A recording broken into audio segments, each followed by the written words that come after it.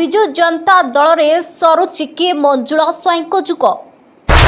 ଆସିକା ନିର୍ବାଚନ ମଣ୍ଡଳୀରେ ତାଙ୍କର ଭୋଟ ବ୍ୟାଙ୍କ କୁହାଯାଉଥିବା କବି ସୂର୍ଯ୍ୟନଗର ବ୍ଲକରେ କାହିଁକି ହାରିଲେ ମଞ୍ଜୁଳା ସ୍ୱାଇଁ? ସ୍ଥାନୀୟ ଲୋକଙ୍କ କହିବା ଅନୁସାରେ କବି ସୂର୍ଯ୍ୟନଗର ବ୍ଲକ ଆସିକା ନିର୍ବାଚନ ମଣ୍ଡଳୀରେ ଚାଲିଛି 5Tଙ୍କର ରାଜୁତି। 5T ମାନେ ବିଜୁ ଜନତା ଦଳର ସର୍ବେସର୍ବା। 5T ସଚିବ ନୁହେଁ, 5T ମାନେ ବିଜୁ ଜନତା ଦଳର ସର୍ବେସର୍ବା। 5T ସଚିବ ନୁହଁ, ସ୍ଥାନୀୟ 5 ଜଣ ଟାଉଟର। ଏନେ ସ୍ଥାନୀୟ ନେତା ବି ଚୁପ୍, କିନ୍ତୁ 5 ଟାଉଟରଙ୍କର ଦୌରାତ୍ମ୍ୟରେ ମଞ୍ଜୁଳା ସ୍ୱାଇଁଙ୍କର ପକ୍ଷ ଛେଦନ ହେଉଥିବା ବେଳେ ତାଙ୍କର ଗଡ଼ କୁହାଯାଉଥିବା ଅଞ୍ଚଳରେ ବଢ଼ୁଛି ସରୋଜ ପାଢ଼ୀଙ୍କର ଲୋକପ୍ରିୟତା। ଆଗକୁ ପଞ୍ଚାୟତ ନିର୍ବାଚନ ଆସୁଥିବା ବେଳେ କ'ଣ ରହିବ ପ୍ରଭାବ? ବିଜୁ ଜନତା ଦଳର ପୁରୁଖା ନେତାମାନେ ମଞ୍ଜୁଳାଙ୍କ ସହ ରହିବେ ନା ସରୋଜ ସେନାରେ ଯୋଗ ଦେବେ, ତାହା ଦେଖିବାକୁ ବାକି ରହିଲା। ବ୍ୟୁରୋ ରିପୋର୍ଟ, ପଲିଟିକାଲ ବାମ୍ଫ।